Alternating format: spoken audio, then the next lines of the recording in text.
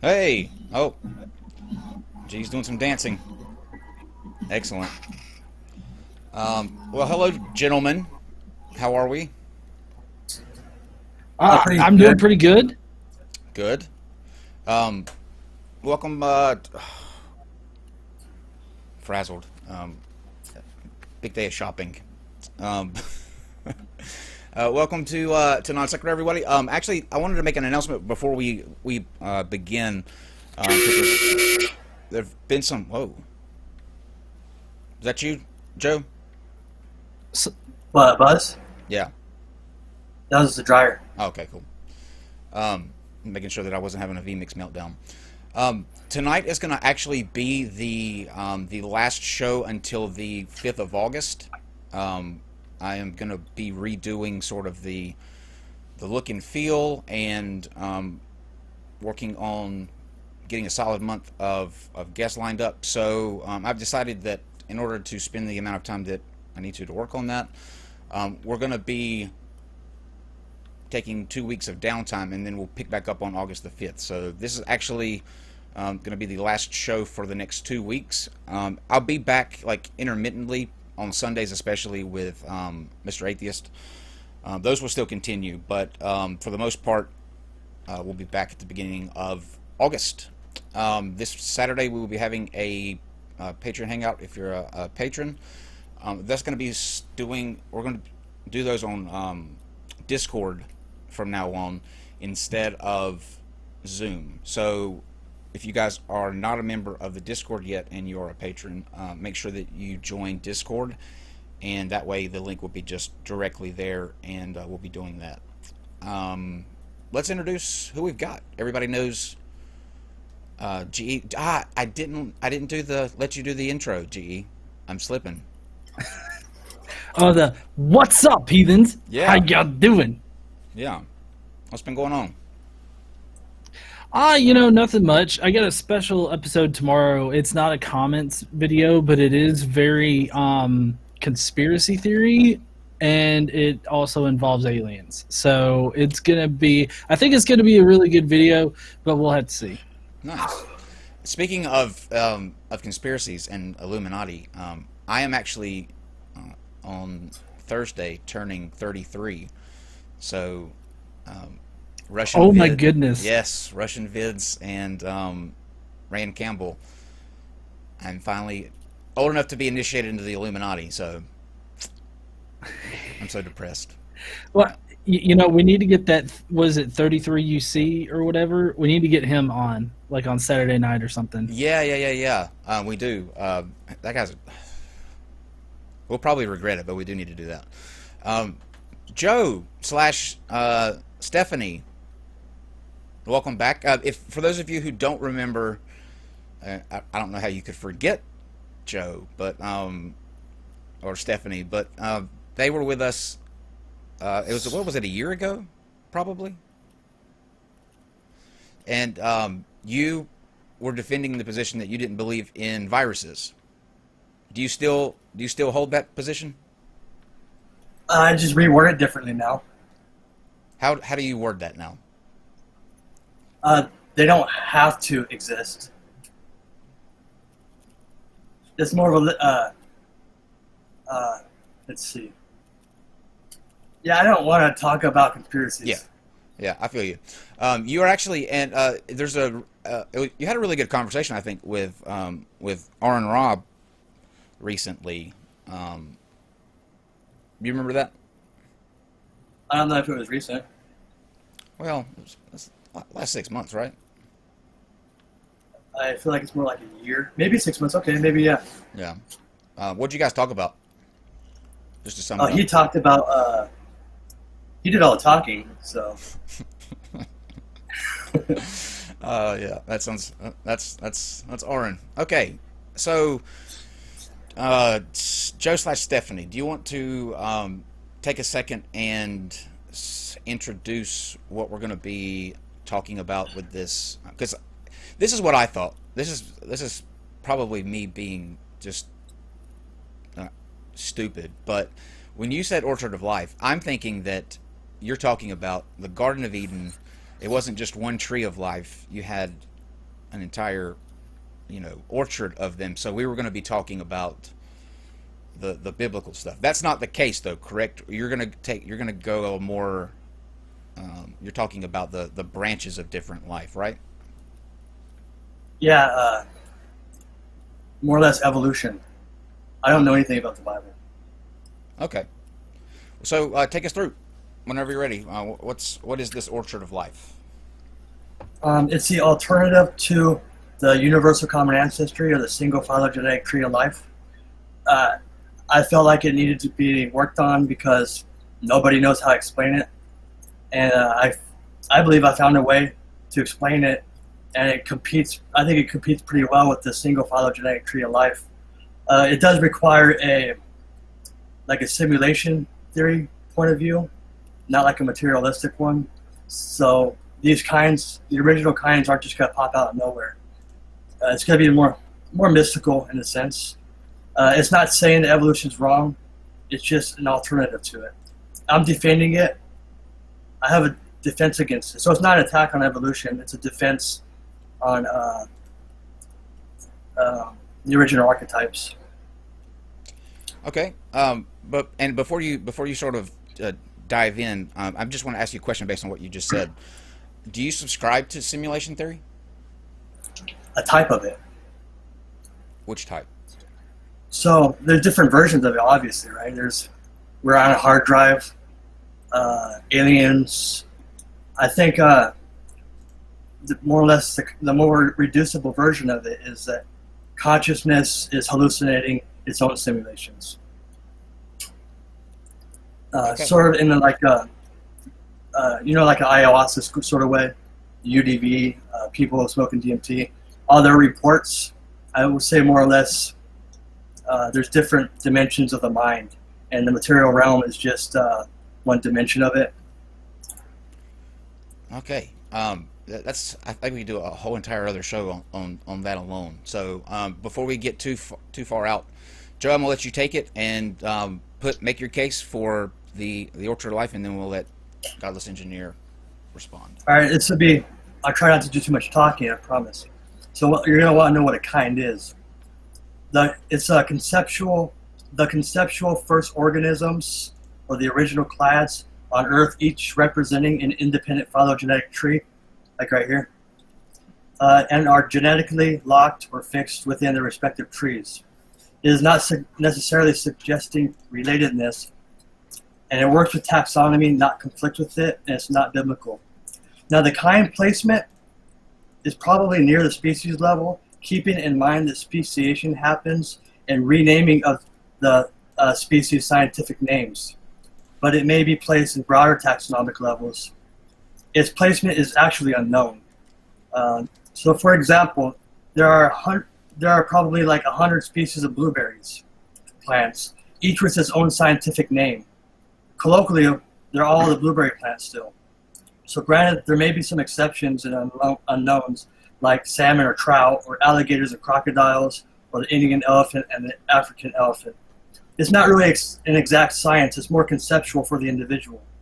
And like I said, it requires more of like a mystical worldview as opposed to a materialistic point of view. Okay. All right. I just started off. I don't want to talk too much at a time, so I just started off with like an explanation of it. Sure. Okay. I guess I'll start off with my questions here. Like your first point that we have in the description here and that you sent to both Kyle and I, you said that abiogenesis is not a falsifiable claim, like it's an unfalsifiable thing. I want to know how the mystic origins of life is falsifiable. It's unfalsifiable. But there's other ways around it. The mystic origins are unfalsifiable? In a sense, it is. Both models have something unfalsifiable in them, right? But one of them you can't test directly, but you could kind of deduce your way around it. Well, no, because abiogenesis is definitely falsifiable. It's a scientific concept. Well, it's a hypothesis, and we've actually got really good evidence to suggest that abiogenesis actually happened. We have the Miller experiment where they had, certain chemicals that most likely were around at the, when the Earth was forming, and what they did was they had an electrical current shock like that system, and through that experiment we were able to actually prove that like organic molecules and stuff can form seemingly randomly out of just inorganic chemicals. And so that's kind of what that's what we found so far. Like we don't have an experiment that definitely proves exactly what happened like in the early days of the Earth, but we do have like the parts to put together to say, hey, under certain conditions this happens. So it most likely happened at the beginning, in the early days of the Earth. So the Miller-Urey experiment made pretty much like analog. They made the bricks to a house, but they never built the house. Well, I mean, they showed that organic molecules and whatnot can like form out of inorganic stuff. So, okay. You understand, like you don't need to fully prove out like the abiogenesis hypothesis in order to make it the most likely explanation. Okay. Why didn't they just start with the nucleotides or the organic chemicals? What do you mean? Why didn't they start out with those particular things? Could they try to build life with these organic chemicals that they've already pulled from the shelf? But I mean, they didn't start out with organic chemicals. Okay. So they had they had like a little lightning spark in there, right? I don't know except for lightning. I don't know what environment on Earth had a constant lightning spark in it, except for maybe lightning. So you try to say that lightning hit the pond, hit the water, and made organic chemicals? Well, I mean, for one thing, it doesn't require a constant electrical storm in order for this stuff to happen. But in the early days of the Earth, we didn't have the same atmosphere as we have now. So the inorganic chemicals or whatnot that made up this primordial sort of mixture that was eventually struck by the electrical current or whatever, they would have existed in that particular mixture. So I mean, what all that experiment does is show that these organic molecules and these basic things can form. Okay. Like without any kind of direction. Huh? Okay. Okay. They made the organic chemicals. Okay. Right. So now you tried to define kinds a second ago, and I was very confused by that, because you seem to say that you have a definite idea about what makes a kind, but you also made it very vague in that you don't know what delineates these kinds. So, I mean, I don't understand how you can claim that this is better than the tree of life when you're so non-specific, up in the air. This is regardless of the fact that you're invoking like mystical and magical things.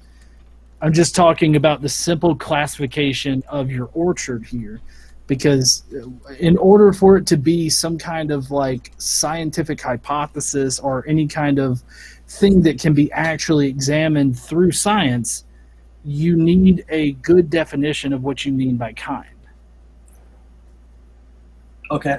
Well, I said it's unknown where it's placed because nobody was there at the time exactly to know whether or not, for example, all felines are related or not, or are they just variations Nobody really knows, but it could be at the species level, taking into account that speciation does happen. It's not really supposed to be a scientific thing. It's more or less for conceptual for the individual. But it's a humble stance that we don't know what's related. Well, no, but I mean, we do. We do know what's real. At least, I feel like you're trying to take like a hard solipsism route, but the hard solipsism or the simulation theory really doesn't help us out in any of our conversations, because regardless of whether or not we actually live in a simulation or anything like that, we still have to live in the reality that we're given. So the reality that we're given has certain rules. Science is designed by the scientific method to try to describe the truth of our reality the best that it can. So for you to say that it's not a scientific matter and that to describe some aspect of our reality, I really don't know what you mean by that. But you also said that you don't know if felines are all related? No, we wouldn't actually know. But we do. Well, through genetic similarities and whatever methods you use to denote common ancestry, it's all an interpretation of the evidence. And DNA is a good example of that. Well, no, I mean, like how we compare DNA and everything like that to show how things are related and to show a percentage of similarity. I mean, that's not like an interpretation of the information. I mean, that's just the bare information. So why do you think all felines are related? Because the genetics of felines say so. Also, the physiology that matches up. Like you can see similarities in the physiology. We also have fossils that date back that show the slow evolution of the feline family. Okay. So a tiger could go there, a lion could go there, a leopard can go there, a cheetah could go there, and a bobcat can go there. They all have DNA similarities. It doesn't mean that they were all related. Well, no, but then how do you explain all the fossils that we have that link those together that show like common ancestry between all of the felines? I've actually not seen these fossils. Okay, well, I mean, I'm telling you right now, like we have in the fossil record, we have fossils that show the progression to felines, and then the split from the felines and the other organisms from that common ancestor. We have fossils to show that. Okay, we don't have fossils here right now on the show. But I would like to see. We don't have to have fossils right here, right now, to show. Well, Joe, you don't even believe in fossils, though, right? I don't want to go into conspiracies, but I'd like to see these fossils that you're talking about, though. And maybe if we had these fossils in front of us, we could have a different conversation. But we don't have them here. Well, I mean, I'm kind of curious. Why do we need the fossils right in front of us in order to make a determination? Why can't we just look up the information like on like a university website or something like that, or maybe go and talk to an evolutionary biologist that could potentially show us, like, I don't know, over like a web video chat or something like that, or go to a museum to see these fossils?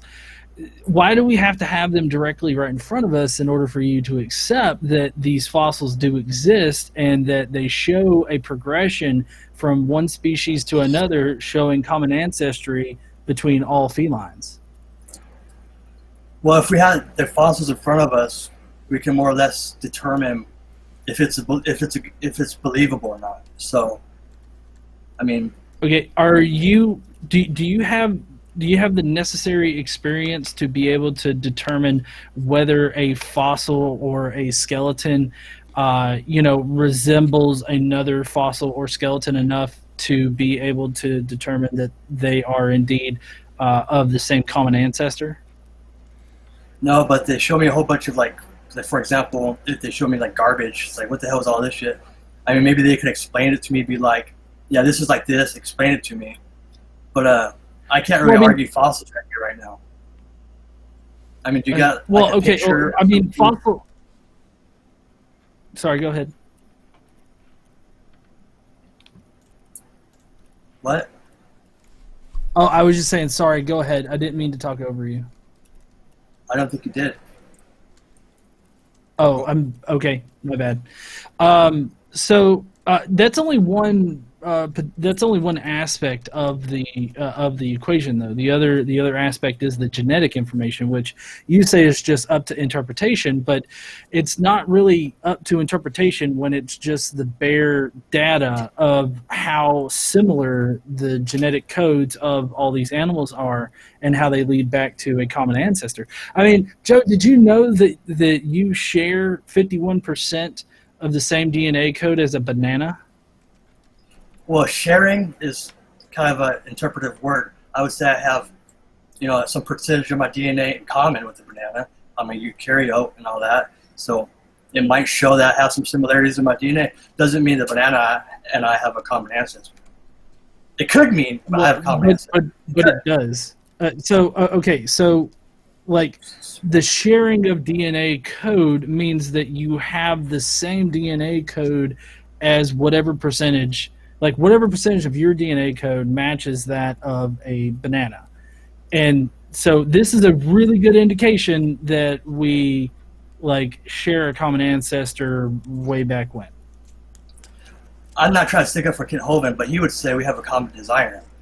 Oh, But I'm not trying to say anything about designer. I don't think we have a common designer.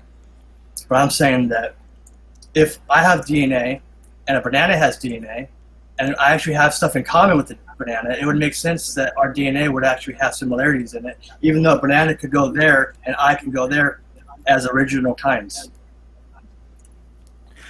Okay, but still, okay, so do you understand that on the Tree of Life model that all organisms sharing some amount of DNA code makes sense? It could mean we all have a universal common ancestor. It's a good argument that we do have a universal common ancestor. And evolution is a good theory. I'm just saying it's not the only interpretation of the data. It's the best interpretation of the data. You may be correct that it's not the only, but it is the best interpretation of the data. It's the only thing that is actually parsimonious with all of the data. Okay. So, okay. Yeah, let's see. Yeah, that's Another very easy, Joe. Oh, wait. You do know that I'm not arguing against evolution. I do think that evolution is a really good theory. It really is. I'm just saying it's not the only theory to explain the data. Okay, but I mean that's a little counter to what you've actually presented us with when you contacted us about a debate, because you said that the Tree of Life cannot explain certain things, and that an Orchard of Life actually explains things better. Like consciousness and and the butterfly. I don't think anybody's ever shown me how microbes could over time evolve into the butterfly or evolve into mushrooms or explain consciousness. And people like to separate abiogenesis from the Tree of Life. Now, for the Tree of Life to exist is contingent on abiogenesis events happening in the material. No, I don't think so. Abiogenesis is a separate scientific hypothesis than the Tree of Life would be, or evolution. It is, but the Tree of Life wouldn't exist without abiogenesis in a materialistic worldview. Not no God. How would well, I mean, how would you say that? Because wouldn't you then just be able to say that on, like, for instance, on your simulation theory, the alien just pushed in a command to create the initial organism and then allowed that organism to just live and propagate? Yes. In a simulation theory, the first organism could have been a microbe, but it's not necessary. If there was some entity making a conscious decision, it wouldn't have had to just make that first microbe. It could have made a variety of kinds just as easily. So, yes, abiogenesis could happen in simulation theory, but I'm not saying alien. I'm saying we are consciousness hallucinating a reality which is a little crazy, but it's actually unfalsifiable. But I would put simulation or consciousness at the same level as abiogenesis. But can I ask They both require a little bit of faith. can I ask a question? When you keep saying consciousness, do you subscribe to the idea that let me ask you this: is consciousness produced in the brain, or are we like receivers? Consciousness is always out there. We just pick it up. It's maybe ambiguous. It could be coming from the brain, but nobody can explain how. It may be just that we are consciousness, actually hallucinating simulations on its own. I mean, I'd like to know how the brain produces consciousness, but I don't see any way how. We would be consciousness at our core. That's what we would be. Essentially, consciousness would be the constant. Okay. It's unfalsifiable. What is the core of a human being? What is the core of a human being? Consciousness? Well, you said that we're consciousness at our core. I don't know what the core of a human being. Are you talking about like our cerebral cortex? Are you talking about our brain in general? Are you talking about like your stomach? Well, it wouldn't be consciousness as a human being. I'd say the consciousness is some kind of a eternal thing. It may not be eternal, but it's eternal, so it wouldn't necessarily have to be produced by the brain.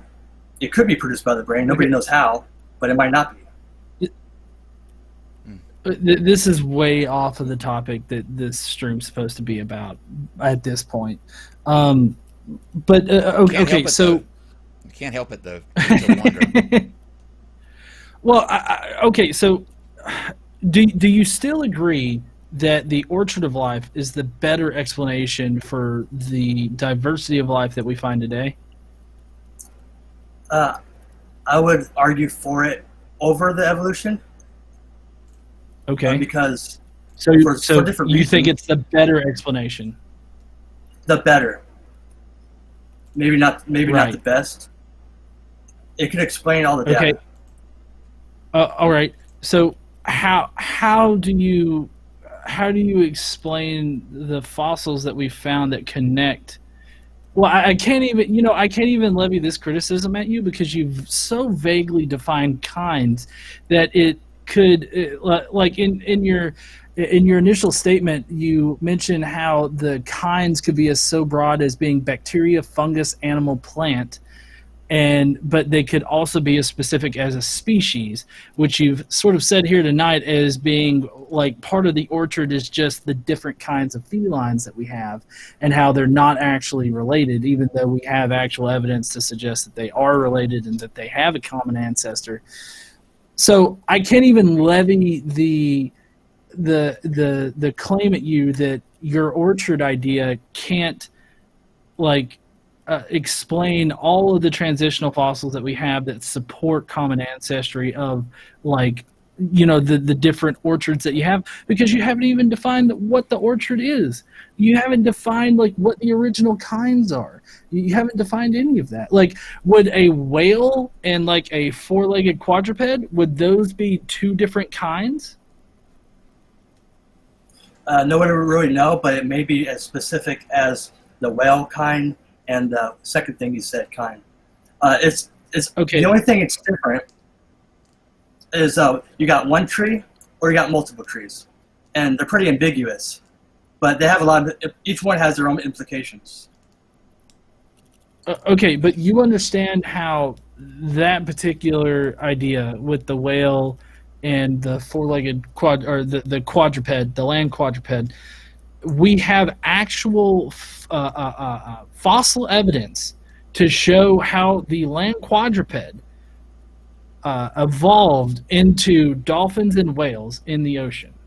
We have those fossils, and we can connect the dots like a children's book back to the quadruped. Actually, recently they just found a fossil of a whale-like creature that had had four legs that could potentially walk on land, but also that it was webbed feet and stuff so that it could swim in the ocean.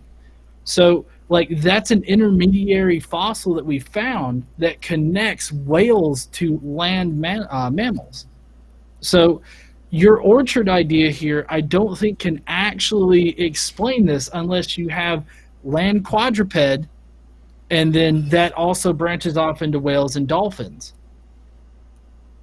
Yeah, I've looked at a lot of fossils over my time, just internet researching evolution. I've never seen any fossils that were very convincing. However, maybe whales did evolve from a land creature, maybe not. But there are maybe some things that I can explain, but there's a lot of things that the single tree of life can explain. Nobody's been able to figure out how X and Y chromosomes came about with the helicases, histones, and microtubules.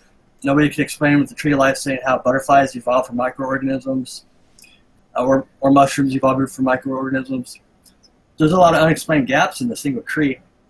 But yeah, I can't argue these fossils without actually having these fossils in front of me to talk about. They could be replicas. Okay. They could be.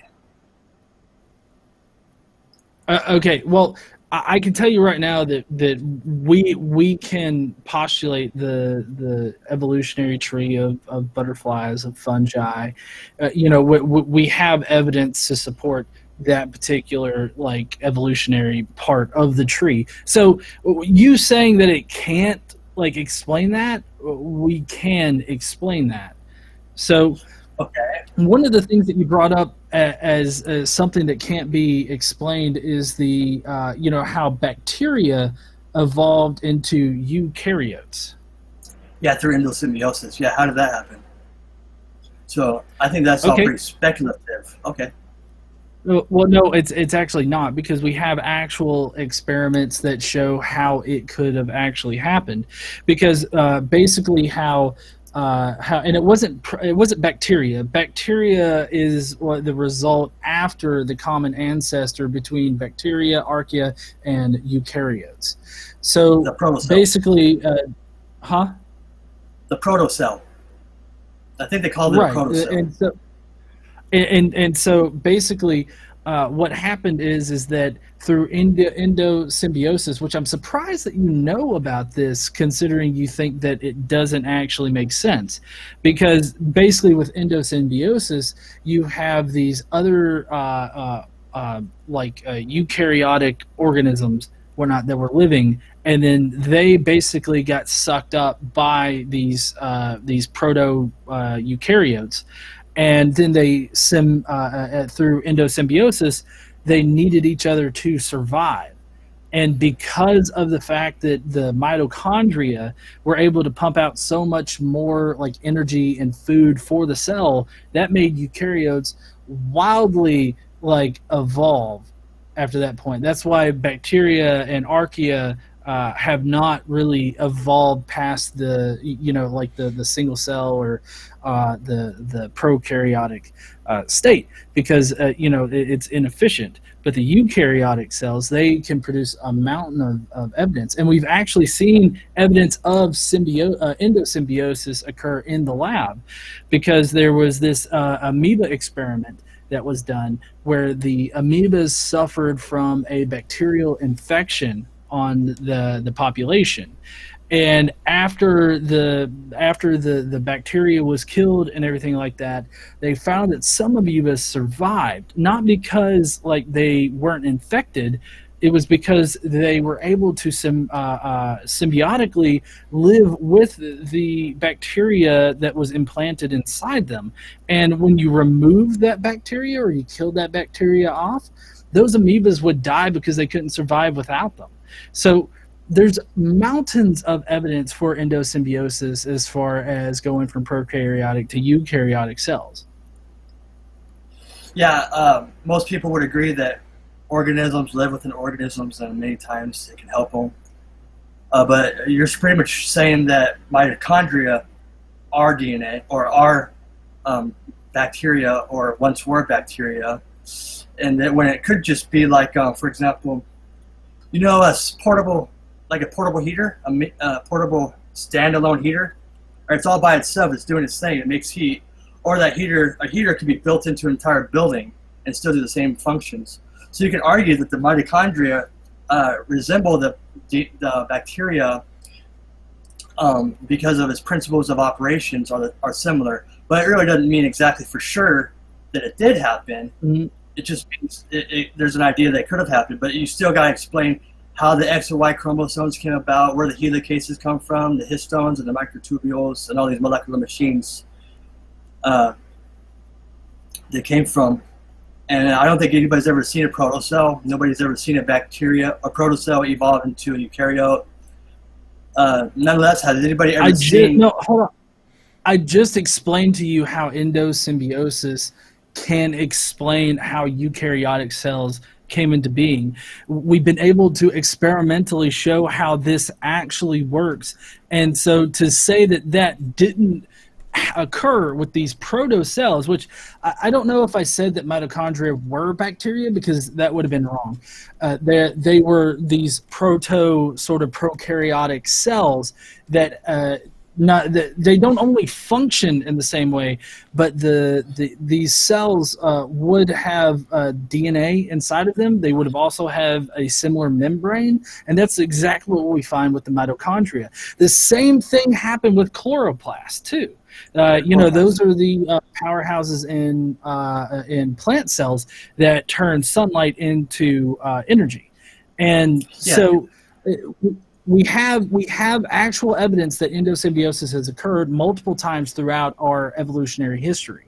So for you to say that this is not happening, or that this can't happen, or it did not happen back during those proto-eukaryotic days, you're going to have to give a really good reason why that is not correct. You've got to provide something that's better than what you're doing right now. I think on the surface, the endosymbiosis thing, because they could see it somewhere else, they assumed that we all evolved from a bacteria because of it, or we evolved from microbes because of it. But I don't think anybody knows how...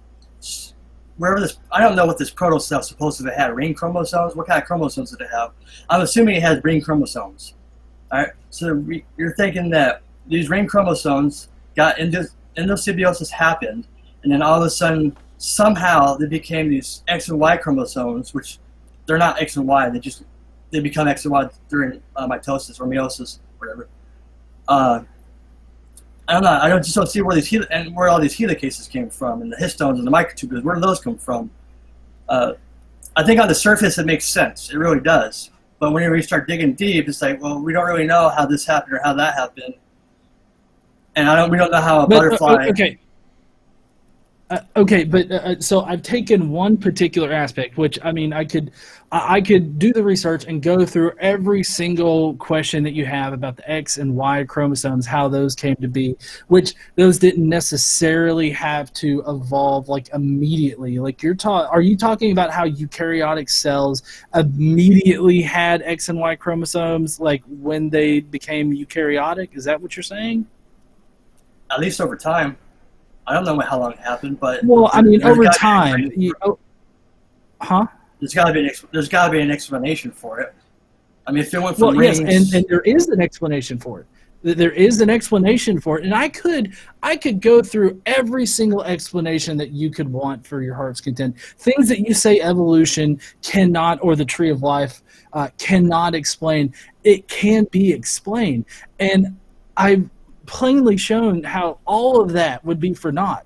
There's no point in me bringing that to you when I bring to you a perfect explanation for endosymbiosis, how it actually occurred, and how it's a good and the most probable explanation for how prokaryotic cells evolved into eukaryotic cells. I have given you that explanation, and you're still finding reasons to say, oh, well, it still can't do these things. It still can't explain these things.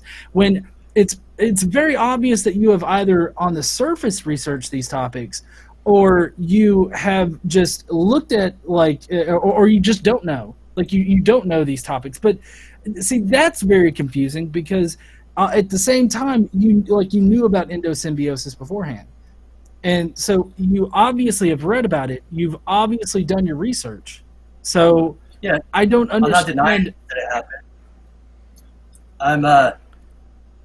didn't have to have happened in order for us to be here. Our existence and nature the way it is not contingent upon abiogenesis. It's not contingent on universal common ancestry.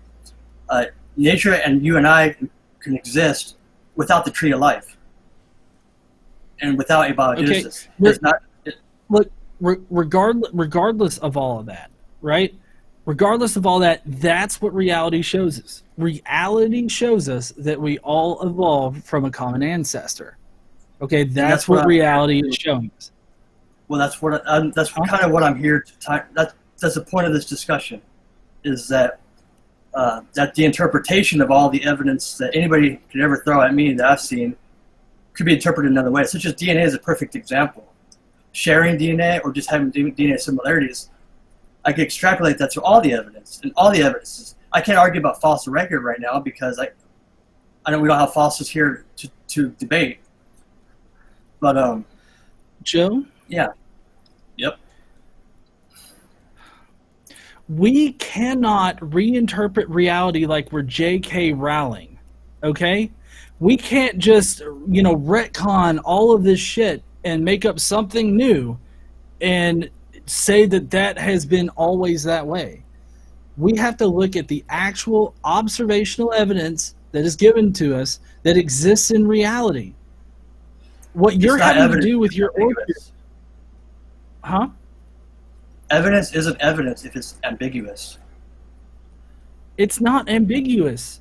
DNA is not ambiguous. The amount of DNA that is common between us and other life forms is not ambiguous. How is that ambiguous?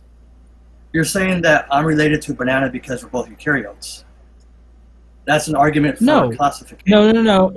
Well, I mean, that is one factor in how we are, but we know this because, for one, both of us contain eukaryotic cells, so obviously we are both eukaryotes, right?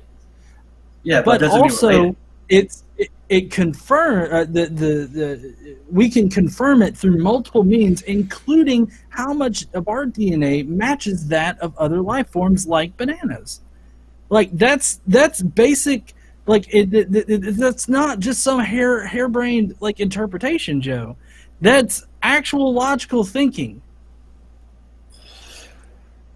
Okay, so because I have eukaryotes and a banana has eukaryotes, that means we're related, but you confirm it with DNA evidence.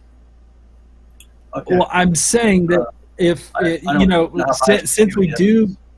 since we're both eukaryotes and we both stem from eukaryotic ancestors, I'm saying that the DNA, we would expect the DNA to match a certain percent, between eukaryotes.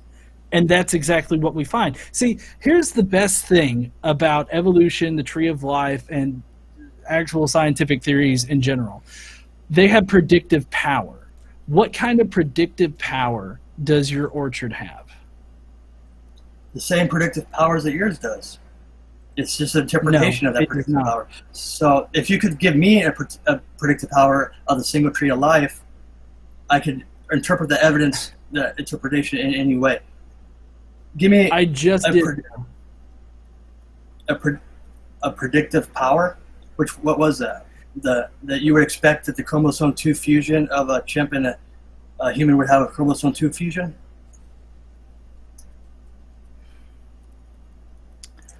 I just gave you the predictive power with eukaryotic cells, how we're both eukaryotic cells, and how what we would expect is common DNA. That is the predictive power of the evolutionary model.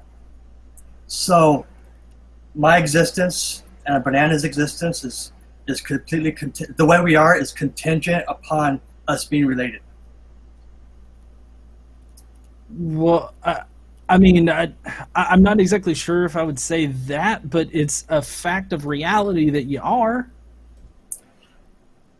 Well, that's like the kind of what I'm trying to break people free of, is that fact that they're seeing that because I have DNA and the banana has DNA, we're related. Because we're both eukaryotes, we're related. Whenever our reality, the way it is, as nature has it, is not contingent upon us all being related like that. regardless of whether or not you feel like it is contingent or not, what reality actually tells us, like observational reality tells us, is that we are all related.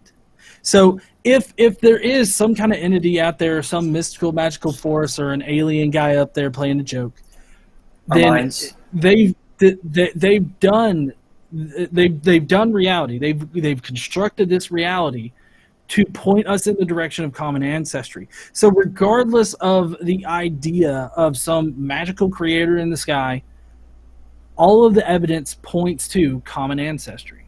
It points to the tree of life. That's what evidence says. And that's what I keep arguing against. That no, that's just interpretation of the evidence. Okay, you're pretty much, I asked. We're going in circles. Well, I asked. We're going in circles. Huh?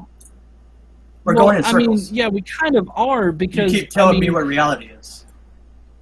Well, yes, but because you're denying the fact that reality shows us that we evolved from, a common ancestor.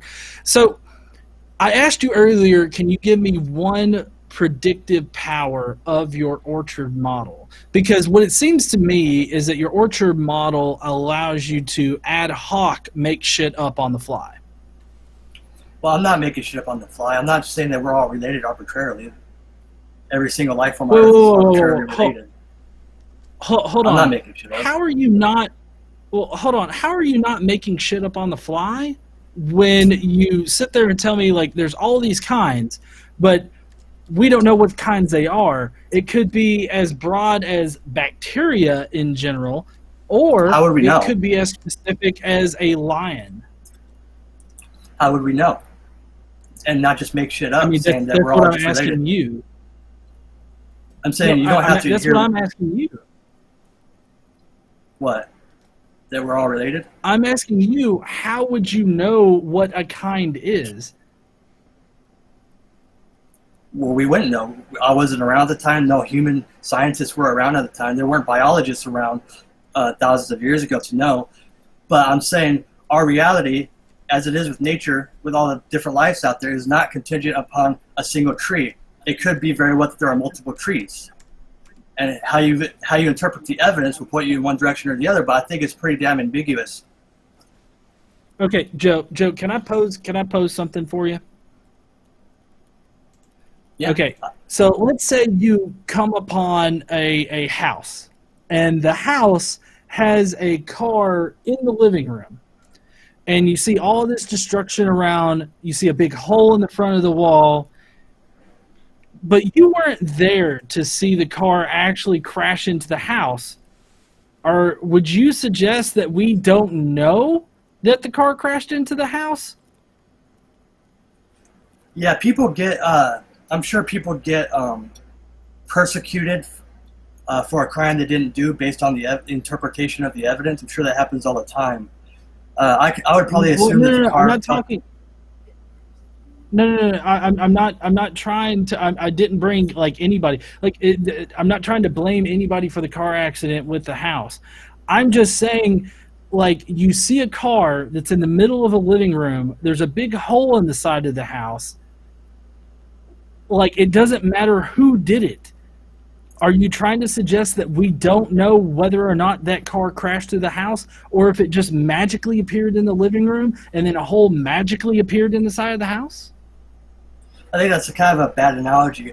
I think there's a better analogy for it. But yeah, I would say like if somebody was stabbed in the back and you found a knife, the knife had fingerprints on it, and it showed that this guy did it. Would that mean that that guy did it? Or would that mean that he wore a glove and was careful with the knife, and somebody else stabbed him in the back, and then this guy got framed for it? I'm saying this crime scene could be... Your evidence for the crime scene could go one way or the other sometimes. It could be this person or that person, and they don't know. Well, no, you know but see, that's not... No, see, I'm not making it as complicated as that. I think actually you have the bad analogy here, because what I'm suggesting is taking certain things and making a conclusion based off of those pure facts of reality. Like in your example, somebody's laying on the floor and they're bleeding out of a hole in their back, and it's a knife-shaped hole, and then there's a bloody knife sitting on the ground next to them. Now, are we going to assume, hey, that's the knife that stabbed the guy because it's got the blood on it, it's laying right next to him, the knife is the same size as the hole in the guy's back? You're suggesting that we cannot make the decision that, oh, that's the knife that stabbed him. That's tantamount to what you're saying about all of my explanations tonight, about everything that the evolutionary theory says. That's the core of it. That's the core misunderstanding here, is that on your model, and at least the way that you've described it so far, we would not be able to make the determination that that knife stabbed the guy in the back. That is an argument. Analogy? It's not always good to have analogies, because analogies could go either way. No, I mean, I think it's a pretty good analogy for what we're saying, because you're saying that we can't make, we can't make conclusions based off of the incidental information. You can make conclusions, but there's confirmation bias. I can make an analogy that fits my stance, and you can make an analogy that fits your client's stance, and that would be confirmation bias, where you're making it to where all the evidence makes it look like all the evidence fits your picture you want to paint. I'm saying the picture could be this, or the picture could be that. One has more implications than the other, but you actually don't know which picture is right, whether there's one single tree or whether there's multiple trees. We don't actually know if there was, but you should know your options.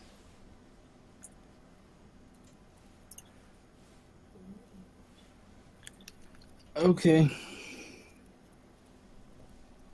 All right. No, go ahead, please. No, I didn't know where to go from here. I mean, I know that we didn't cover every single point that he brought up, but in his message to us. But I feel like I gave a pretty good account, for how prokaryotes evolved into eukaryotes. But, I mean, he just simply says that, oh, that's just one interpretation of it, or that's not the only interpretation. It just seems like it's very ad hoc kind of explanation for things, and requiring mystical or magical... Huh? Hold on, Joe. I'll give you a chance. Okay. Well, I mean, requiring mystical, magical, or simulation type of things in order to plug the holes in your particular hypothesis here, I think is very disingenuous. And it just shows that your model or your hypothesis actually can't stand up to scrutiny, because you have to plug in these magical explanations for things. You draw giant clouds and just say magic on them, and then that's the explanation for it. Okay, is it my turn? Yes. Both models are ad hoc, and both models require a position of faith. One is abiogenesis, and the other one is that consciousness is some eternal entity that hallucinates its own reality. I think if you took a long walk in the woods and thought about abiogenesis and think about how unplausible it is, and if I'm just saying consciousness may not be made by the brain and may be eternal, and this is what it does, it hallucinates its own realities and simulations. They both require ad hoc explanations. Mine requires less ad hoc. Mine only requires one ad hoc explanation. Your whole worldview requires. Frustrated. I'm getting. Feedback from you. Oh, you are? Yeah. How about now? You're good. Go ahead, Joe. I'm saying my worldview has less unexplained mysteries than the current materialistic worldview. Can you hear me? Yeah, we can. They both require some amount of unexplained mysteries. Mine only has one. Okay. I mean, I would disagree at a fundamental level about that, but okay. All right. Well, Joe, consciousness. Yeah. Frustrated Atheist in the chat had a question for you he wanted to ask, so I just brought. And then Frustrated, I'm still getting feedback from you. Do you have something else? Going? Do you have something else going? Do you have headphones? Not that I'm aware of. Yeah, I'm wearing headphones right now. Pop them out. See if that. Okay, hold on. Let me mute myself and then I'll do that. Are you guys hearing it too, G and Joe? Yeah, I'm hearing an echo. Okay. Hey Joe, I want to ask you. I don't know about now. That sounds better. Let me ask Joe a question real quick. Joe, I don't know what your plans are for the evening, but after we close this stream out, if you've got like 30 minutes to 45 minutes, I'd like to have a one-on-one conversation. Frustrated, it's back. Getting the echo back. Sorry, hold on. That's okay. I'd like to have a one-on-one conversation with you about simulation theory and stuff. If you've got the time. Okay. Frustrated?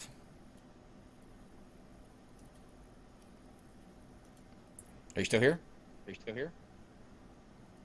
I hear myself. Hello.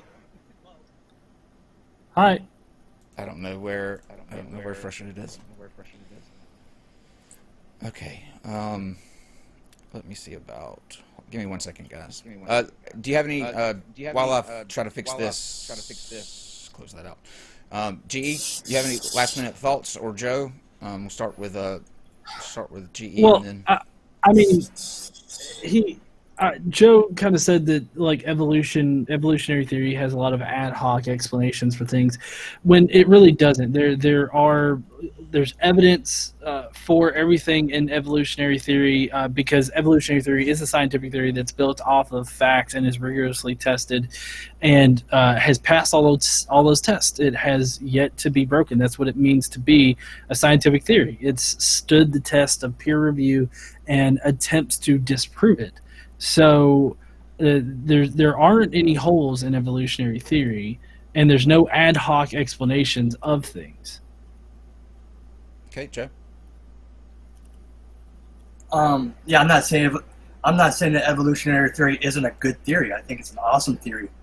I think it has some unexplained things in there, like how did a butterfly evolve? Like, I have a lot of them. These are just ones off the top of my head. Nobody really knows how the metamorphic process involved.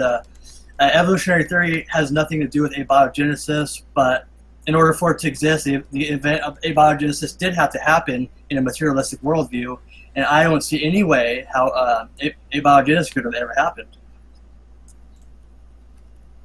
Okay. Let's see if we can't hear. Frustrated, are you back with us?